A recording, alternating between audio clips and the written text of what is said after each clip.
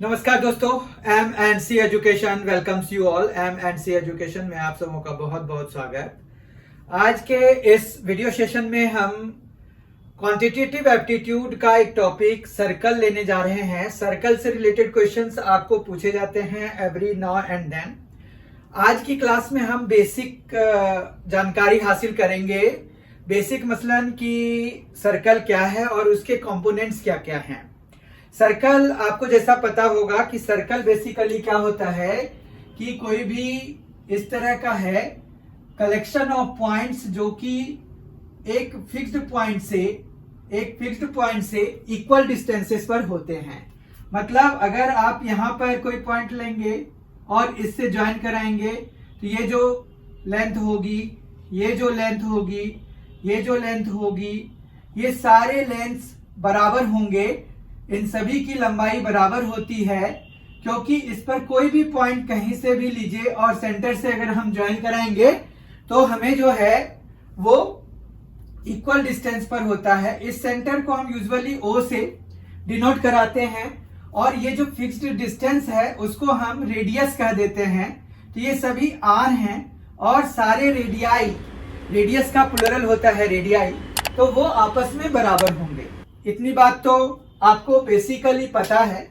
तो यहाँ पर सर्कल में क्या है कि सर्कल कलेक्शन ऑफ पॉइंट्स हैं। इस पर अगर आप देखेंगे तो there are so many points, in fact infinitely many points आप इस पर फाइंड आउट कर सकते हैं। तो इन्फिनेटली मेनी पॉइंट्स हैं इस पर, इस सर्कल पे, और वो सभी जो है एक फिक्स्ड पॉइंट सेंटर से जो है इक्वल डिस्टेंस पर है। तो सेंटर को हम ओ से डिनोट करा देते हैं। तो ये जो है आप नोट डाउन भी कर सकते हैं कि सेंटर जो है हम ओ से डिनोट करा देते हैं, रेडियस को हम आर से डिनोट कराते हैं और ये सभी आर जो है बराबर होते हैं। ठीक है, उसके बाद हमारे पास अगर हम ये देखें कि सर्कल में जैसे लेंथ ऑफ बाउंड्री है तो कोई भी फिगर अगर नॉन सर्कुलर होता है, जैसे हमने rectangle, triangle, square, rhombus, parallelogram या क्वाड्रिलेटरल कोई भी, या पेंटागन, हेक्सागन, कोई भी पॉलीगन हमने किया हुआ है, तो आपको पता होगा कि हम उनके जो भी लेंथ ऑफ बाउंड्री होते हैं उनको हम पेरीमीटर कहते हैं। तो यहां पर भी पेरीमीटर होना चाहिए। तो पेरीमीटर तो होता है, इसमें तो कहीं दो राय नहीं है, पर यहां पेरीमीटर को हम एक स्पेशल नाम दे देते हैं, सरकमफेरेंस नाम दे देते हैं। ठीक है, तो सरकमफेरेंस नाम हो जाता है किसका? सरकमफेरेंस नाम हो जाता है पेरीमीटर ऑफ सर्कल का। ये पेरीमीटर हम यूज करते हैं किसी भी पॉलीगन के लिए, इंक्लूडिंग ट्रायंगल। ठीक है, तो कोई भी पॉलीगन्स के लिए हम अगर पेरीमीटर निकाल रहे होते हैं तो हम उसको, मतलब जब लेंथ ऑफ बाउंड्री जब हम निकाल रहे होते हैं तो उसको नाम हम देते हैं पेरीमीटर। जबकि सर्कल के केस में हम इसको नाम देते हैं क्या? सरकमफेरेंस। ठीक है, अब सरकमफेरेंस के लेंथ के बारे में अगर हम बात करें तो यहां पर तो लेंथ ऑफ बाउंड्री होता है तो सम ऑफ साइड्स हम निकाल लेंगे, सम ऑफ साइड्स हम निकाल लेंगे, यहां पर तो कोई इश्यू नहीं है। लेकिन यहां पर अब हमारे पास कोई साइड तो है नहीं, तो साइड है नहीं तो हम सरकमफेरेंस कैसे निकालेंगे? मतलब सर्कल का पेरीमीटर ही सरकमफेरेंस है, तो वो हम कैसे निकालेंगे? तो उसके लिए हमारे पास फॉर्मूला होता है 2 पाई आर। ठीक है, 2 इंटू पाई इंटू आर। पाई जो है एक इरेशनल नंबर होता है, फिर भी हम कैलकुलेशन की पर्पस के लिए पाई की वैल्यू हम क्या ले लेते हैं? 22/7। आप सभी को पता है कि 22/7 जो है एक रैशनल नंबर है, लेकिन पाई हम इरेशनल नंबर की तरह पढ़ते हैं। ये हमने नंबर सिस्टम में भी शायद डिस्कस किया है। अगर आपने नंबर सिस्टम का वीडियो नहीं देखा है तो जरूर देख लीजिए, वहां से आपको इसके बारे में जानकारी जरूर मिल जाएगी कि पाई जो है, even if it is written as 22/7, but that is not a rational number, it is an irrational number. तो ये है यहाँ पर कि आपको ये जो है 22/7 हम लिखते हैं। तो वो क्यों लिखते हैं? तो कैलकुलेशन पर्पस से, कैलकुलेशन को ईज अप करने के लिए हम जो है ऐसा करते हैं, पाई को 22/7 लिख देते हैं, जबकि पाई जो है प्योरली इरेशनल नंबर है, उसमें रैशनल नंबर नहीं है वो, ठीक है। तो इस तरह से हम जो है length of boundary of a circle which is known as circumference, तो हम कैसे निकालते हैं, 2 पाई r से निकालते हैं, ठीक है। तो यहाँ पर 2 पाई r हमारे पास क्या हो गया, सर्कमफरेंस की लेंथ हो गई। यूजुअली हम सर्कमफरेंस की लेंथ को c से भी डिनोट करा देते हैं कई बारी, तो c इज इक्वल टू आप 2 पाई r लिख सकते हैं। किसके लिए, 2 पाई r आप लिख सकते हैं सर्कमफरेंस की लेंथ के लिए, ठीक है बात। तो यहाँ पर इतनी बात तो आपको सबसे पहले जो बेसिक बात है वो समझ लेना चाहिए कि सर्कमफरेंस है, सर्कल है। सर्कल क्या है, सर्कल कलेक्शन ऑफ पॉइंट्स हैं जो कि किसी फिक्स्ड पॉइंट से इक्वल डिस्टेंसेस पर होते हैं।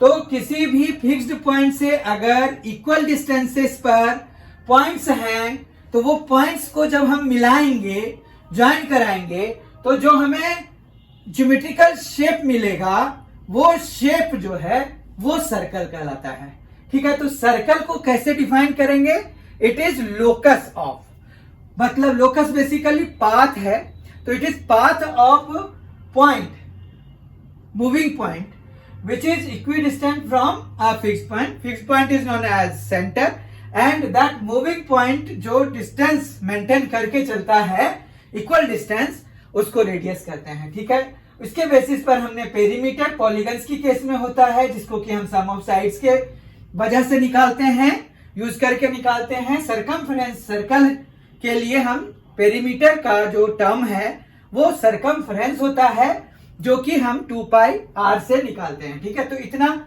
आपको समझ में आ गया होगा। फिर हम अब नेक्स्ट कंपोनेंट की तरफ बढ़ते हैं। सर्कल क्या है ये आपको बेसिकली पता चल गया और उसका बाउंड्री क्या है वो पता चल गया। इसका एरिया अगर हमें निकालना है तो हम जो है एरिया के लिए पाई r स्क्वायर यूज करते हैं।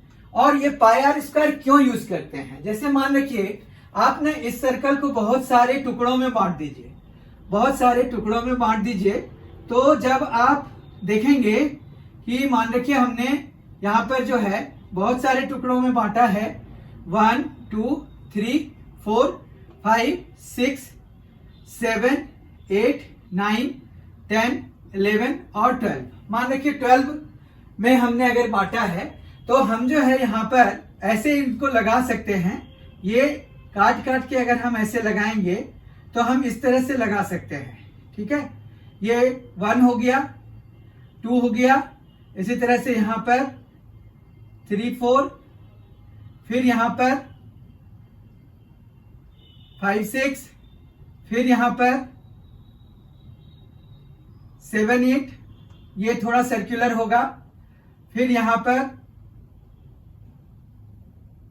ये हो गया 2 4 6 8 10, फिर यहां पर 12, फिर यहां पर 14, फिर यहां पर 16, ठीक है। तो ये 16 हमने ये वाले पार्ट, जैसे ये वाला एक पार्ट ये वाला यहां लगा दिया, ये वाला यहां लगा दिया, इसी तरह से ये वाला यहां लगा दिया एंड सो ऑन। तो आप देखेंगे कि इस तरह से हमने अगर इनको 12 पार्ट्स में बांटा है तो 1 2 3 4 5 6, तो ये तो हमें चाहिए नहीं, ठीक है। तो हमारे पास इतना इस तरह से बनेगा। और अगर हमने इसको ज्यादा पार्ट्स में बांटा हुआ है सर्कल को तो हमारे पास और भी पार्ट्स इसमें, जैसे अभी देखा हमने 16 पार्ट्स के लिए बना दिया, तो वो 16 फिर और भी 32 पार्ट्स भी बन सकता है, 24 पार्ट्स, और मतलब सो ऑन, बहुत सारे पार्ट्स हम बना सकते हैं। और उन सभी को ऐड करके अगर आप देखिए तो एक रेक्टेंगल की तरह का आपको ये मिलेगा। इस रेक्टेंगल का जो एरिया होगा वही एरिया सर्कल का एरिया होगा, और इसमें जो क्लोज अप्रोक्सीमेशन होगा वो क्लोज अप्रोक्सीमेशन कौन सा वाला होगा, वो क्लोज अप्रोक्सीमेशन होगा जिसमें कि हम नंबर ऑफ ये जो सेक्टर्स हैं, अभी पता चलेगा आपको कि इनको हम सेक्टर्स कहते हैं, तो वो जो है सेक्टर्स जिसमें ज्यादा लेंगे वो सेक्टर का जो जितने नंबर ऑफ ज्यादा सेक्टर्स लेंगे, मैक्सिमम नंबर ऑफ सेक्टर्स, जैसे 32 सेक्टर्स ले लिया, 36 सेक्टर्स ले लिया, 50 ले लिया, तो वो ज्यादा एक्यूरेट हमें आंसर देगा। फिलहाल हम ये निकालते हैं कि जैसे अगर हम देखें तो लेंथ इसका कितना होगा। ये लेंथ अगर आप देखेंगे तो ये लेंथ आपको मिलेगा सरकमफेरेंस के बराबर, ठीक है, सरकमफेरेंस के बराबर मिलेगा और ये है 2 पाई आर के बराबर। सरकमफेरेंस हमारा 2 पाई आर होता है, ठीक है, और इसके जो लेंथ मतलब इसकी जो विड्थ है वो आर के बराबर है और ये जो है ये है, ठीक है, 2 पाई आर है और ये आर है, ठीक है। तो हमारे पास जो है वो अगर हम एरिया निकालना चाहते हैं तो ये जो है 2 पाई आर का आधा है, क्योंकि 2 पाई आर तो इधर वाले से भी मिलके बन रहा है, इधर भी मिलके बन रहा है। तो लेंथ अगर देखिएगा तो आपके पास यहां पर जो है क्या बन रहा है, पाई आर बन रहा है, क्योंकि टोटल आपके पास था 2 पाई आर, उसमें से आधे इधर हैं और आधे इधर हैं, तो 2 पाई आर बाय 2। तो लेंथ इसका, इस वाले जो रेक्टेंगल का लेंथ है वो क्या है, पाई आर है, और जो विड्थ है वो रेडियस के बराबर है, आर है। फिर हमें पता है कि रेक्टेंगल का एरिया हम निकालते हैं लेंथ इंटू विड्थ करके। तो अब अगर हम लेंथ इंटू विड्थ लगाएंगे तो हमें एरिया मिलेगा पाई आर इंटू आर, तो ये हो गया पाई आर स्क्वायर, ठीक है। तो इस तरह से आप सर्कल का एरिया पाई आर स्क्वायर क्यों लिया जाता है ये आप अच्छे से समझा सकते हैं, खुद भी आप समझ सकते हैं कि क्यों why area of circle is taken like pi r square, ठीक है। तो इतनी सी बात तो समझ में आ गई। अब हम बाकी कंपोनेंट्स को लेते हैं 1 बाय 1, उनके नाम जानेंगे और उनको, उनकी लेंथ है अगर या उनका एरिया है अगर, तो वो हम कैसे निकालेंगे, ठीक है। तो अगर कंपोनेंट ऑफ सर्कल आपको जानना है तो आपको एक सर्कल बनाना पड़ेगा पहले। तो हम एक सर्कल बनाते हैं। सबसे पहले एक सर्कल हमने मान रखिए बनाया, ठीक है, सर्कल हमने बनाया। अब जो है इसका रेडियस हमने आर ले लिया है, तो सर्कल में सेंटर हमने ओ पे रखा हुआ है। अब मान रखिए हम एक छोटा सा पार्ट कंसीडर करते हैं, ये वाला ए से बी, और ये जिस भी तरह से है, मतलब ये पूरा हम ऐसे कंसीडर कर रहे हैं ये वाला, तो इसको हम क्या कहते हैं, इसको हम कहते हैं आर्क, ARC, आर्क, ठीक है। आर्क AB हो जाता है और इसमें हम ये ऐसे डिनोट करा सकते हैं, तो आर्क AB हो गया। अब अगर हम ये चाहते हैं कि इसका लेंथ कैसे निकलेगा, तो हम जो है इसका लेंथ निकाल सकते हैं। लेंथ कैसे निकालेंगे, तो उसके लिए देखिए ये टोटल लेंथ बन रहा है 2 पाई आर, ठीक है। तो ये कितने के लिए बन रहा है, 360 के लिए बन रहा है ना। तो यहां पर जो भी एंगल बना रहा है, मान रखिए ये थीटा बना रहा है, तो उसी के प्रोपोर्शनल में इसकी लेंथ आ जाएगी, ठीक है। पूरा कितना है, 360 डिग्री है, तो 360 डिग्री के लिए कितना है, ये जो लेंथ है वो 2 पाई आर के बराबर है, ठीक है। तो अगर हमें थीटा डिग्री के लिए चाहिए तो लेंथ हमें कितना आ जाएगा, theta by 360 into 2 pi r, और यही जो है हमारा आर्क लेंथ का फॉर्मूला हो जाता है। ये किसका फॉर्मूला है, ये आर्क लेंथ का फॉर्मूला है। आर्क लेंथ से रिलेटेड क्वेश्चन आपको पूछ सकते हैं, तो ये आर्क लेंथ से है।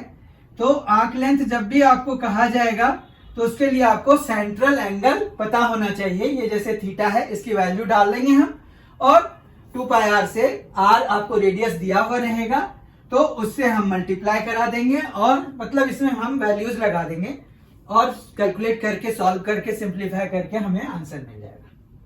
फिर अभी हमने देखा जब हम एरिया ऑफ सर्कल निकाल रहे थे तो उस समय एक बात हमने डिस्कस करी कि वो जो है हमारे पास, इसको क्या कहते हैं, सेक्टर कहते हैं।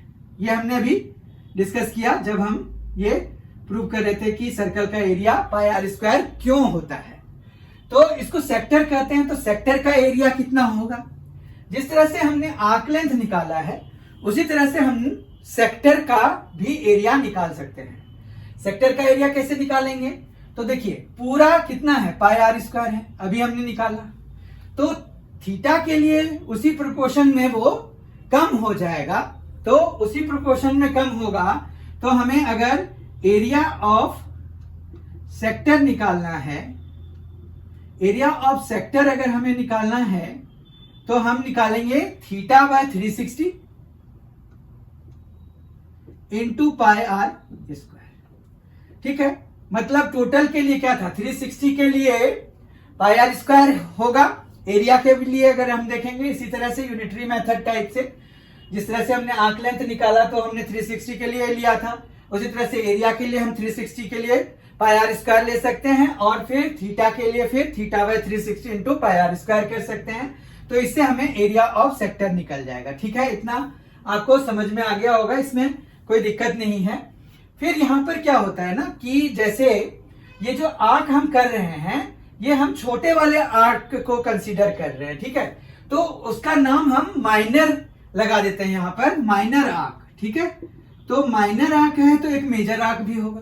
तो मेजर आर्क कौन सा लेंगे? मेजर आर्क हम लेंगे ये जो इधर जो बन रहा है, ये मेजर आर्क बन रहा है। ठीक है, तो मेजर आर्क हम फिर कैसे निकालेंगे? जब माइनर आर्क हमने निकाल लिया ना तो मेजर आर्क भी हमें निकालने के लिए पूछा जा सकता है। तो वो बहुत आसान है। क्यों? क्योंकि हम जब टोटल 2 पाई आर में माइनर आर्क की लेंथ माइनस कर देंगे तो हमें मेजर आर्क की लेंथ मिल जाएगी। वही सेम कंसेप्ट हम area of minor arc minor sector जैसे निकाला हमने, तो उसी तरह से हम एरिया ऑफ मेजर सेक्टर निकालने के लिए एरिया ऑफ सर्कल में area of minor sector minus कर देंगे तो हमें मिल जाएगा। ठीक है, उसके बाद हमारे पास जो नेक्स्ट कंपोनेंट आता है और वो भी बहुत ही इंपॉर्टेंट है, वो है हमारे पास सेगमेंट। ठीक है, तो सेगमेंट से पहले हमें एक चीज और समझनी पड़ेगी, सर्कल का एक कंपोनेंट और समझना पड़ेगा, और वो है क्या है? वो है जैसे आपके पास एक सर्कल है,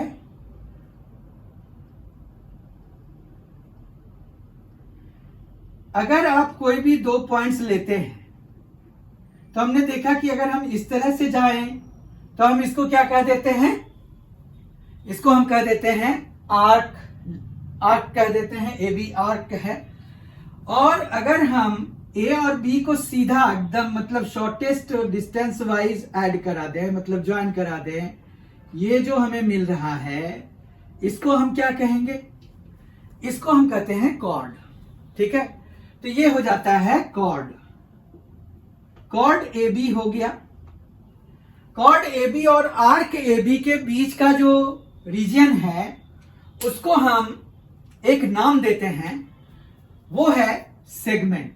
ये जो शेडेड पोर्शन है अगर आप देखें तो इसका नाम हम क्या दे देते हैं? सेगमेंट दे देते हैं। अब फिर से जैसे हमारे पास आर्क में जब छोटा होता था तो हम उसको माइनर आर्क बोलते थे और बड़े वाले को मेजर बोलते हैं, तो इसी तरह से अगर ये छोटा है तो हम इसको माइनर सेगमेंट बोलेंगे, और अगर ये बड़ा है तो ये क्या बन जाएगा? मेजर सेगमेंट बन जाएगा। ठीक है, तो हम जो है इसका भी एरिया निकालते हैं। इसके एरिया निकालने के लिए जो है हमें क्या करना होता है? पहले हमें पूरे सेक्टर का एरिया निकालना होता है।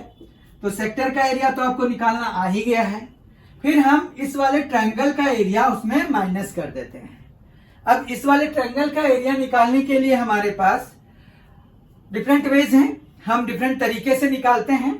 तो हम जो है मेजर सेगमेंट का एरिया माइनर सेगमेंट का एरिया अगर हमें मिल गया तो हम मेजर सेगमेंट का एरिया ऑफ सर्कल में माइनस करके माइनर सेगमेंट का एरिया को मेजर सेगमेंट का एरिया निकाल सकते हैं। ठीक है, अब बात यह है कि इस वाले ट्रायंगल का एरिया हम निकालेंगे कैसे?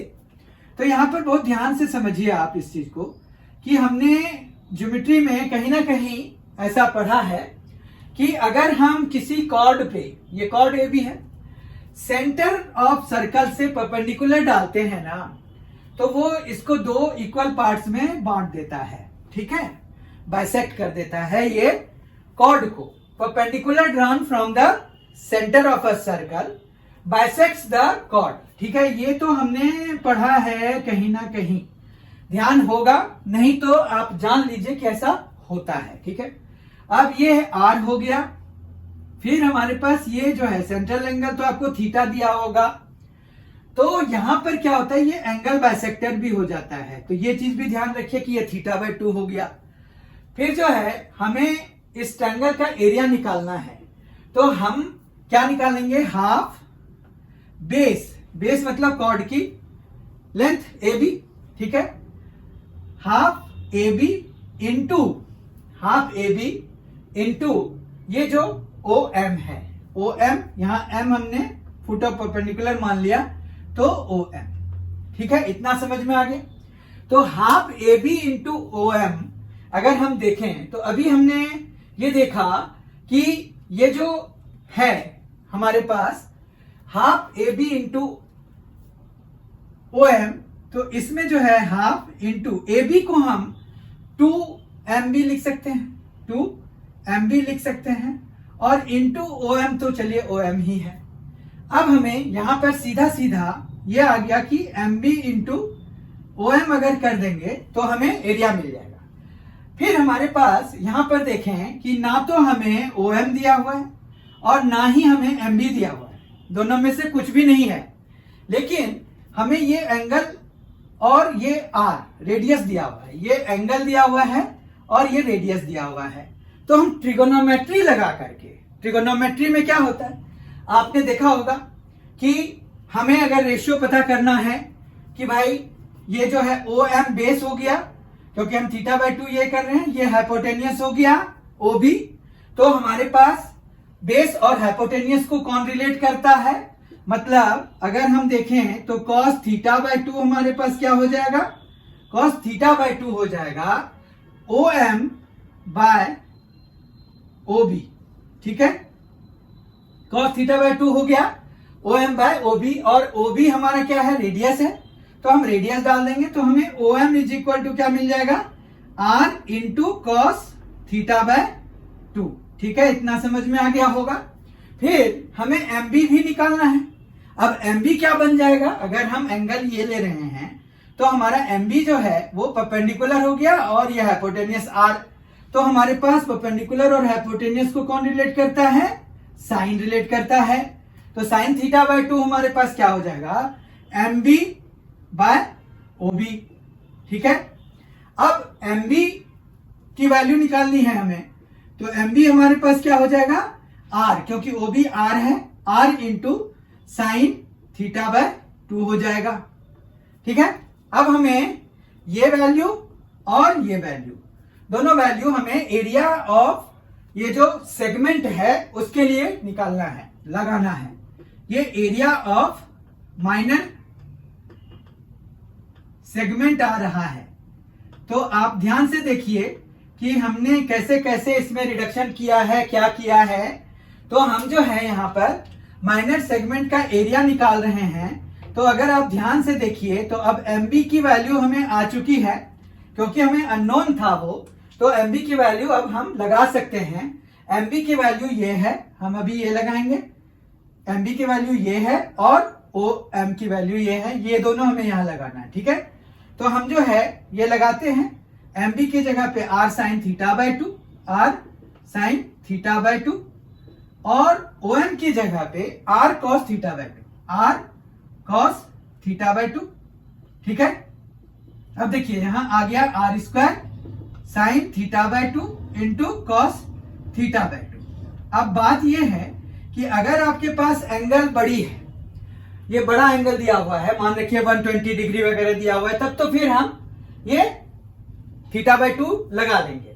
अगर मान रखिए कि वो एंगल ही छोटा दिया हुआ है, 45 डिग्री वगैरह दिया हुआ है, तो हमें जो है फिर थीटा को और 2 से डिवाइड करा देंगे, तो 45 डिवाइडेड बाय 2, तो वो 22.5 हो जाएगा, तो उसकी तो वैल्यू हमें पता नहीं होती है।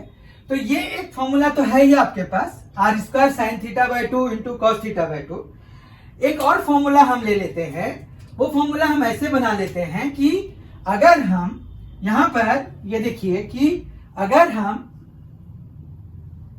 आर स्क्वायर तो ठीक है, इंटू में 2 sine theta by 2 into cos theta by 2 कर दे, ठीक है, तो ये साइन थीटा हो जाता है। लेकिन हम 2 से ऐसे तो डिवाइड करा नहीं सकते ना, तो हमें मतलब इंटू तो नहीं करा सकते, तो हमें 2 से डिवाइड भी कराना पड़ेगा ताकि हमें कैंसल होके चीजों में कोई परिवर्तन ना हो, डिफरेंस ना आए, इसीलिए। अब हमारे पास क्या हो गया, आर स्क्वायर हो गया, ऊपर हमारे पास साइन थीटा हो गया और होल अपॉन 2 हो गया। तो आप जो है फॉर्मूले के लिए या तो ये यूज कर लीजिए। ये कब यूज करेंगे, जब आपको एंगल ये वाला जो थीटा है वो बड़ा सा दिया हुआ है, जिसको कि 2 से डिवाइड करने के बाद भी वो नॉन एंगल्स मतलब 30 डिग्री, 45 डिग्री या 60 डिग्री में चेंज हो रहा है, तब तो फिर आप ये फॉर्मूला बड़े मजे में यूज कर लीजिए। अगर वो ऑलरेडी छोटा है, जैसे 30 डिग्री दिया हुआ है या 45 डिग्री दिया हुआ है, तो उसमें तो ये वाला आप यूज करेंगे तो दिक्कत आ जाएगी। तो इसलिए r square by 2 sine theta आप यूज कीजिए, ये वाला फॉर्मूला यूज कीजिए to get the area of minor segment. To get the area of major segment what we do, we subtract the area जो माइनर सेगमेंट का आया है from the area of whole circle to get the corresponding major segment area. I hope कि समझ में आया होगा कि क्या क्या है कंपोनेंट ऑफ सर्कल, सर्कल क्या है, सर्कल के कंपोनेंट्स क्या हैं। तो सर्कल के बारे में बेसिक नॉलेज आपको पता चल गया होगा। इसमें बेसिक भी और एडवांस भी हमने काफी कुछ कर लिया। इसमें ट्रिगो भी हमने देखा, ट्रिगो को यूज कैसे करते हैं हम, अप्लाई कैसे करते हैं, ट्रिगो हमने पढ़ा था। तो ट्रिगो का देखिए यहाँ पर हमें नॉलेज काम आया। तो इसलिए आप देखिए कि कुछ भी चीजें अगर आप करते हैं तो उसका यूज कहीं भी हो सकता है, तो we must be open to use any knowledge we acquire. तो आपको आज का सेशन बहुत ही फ्रूटफुल लगा होगा, आई होप। अभी तक अगर M&C एजुकेशन चैनल को आपने सब्सक्राइब नहीं किया है तो जरूर कर लीजिए। साथ ही आप अपने दोस्तों के साथ स्टडी ग्रुप में इस चैनल को शेयर कर सकते हैं, रिकमेंड कर सकते हैं to subscribe, press the bell icon so that you get all the notifications. बहुत ही जल्द हमारी मुलाकात इसके अगले वीडियो के साथ होगी, अगले वीक। तब तक के लिए thank you so much, thank you so much for being with us, thanks a lot, enjoy yourself.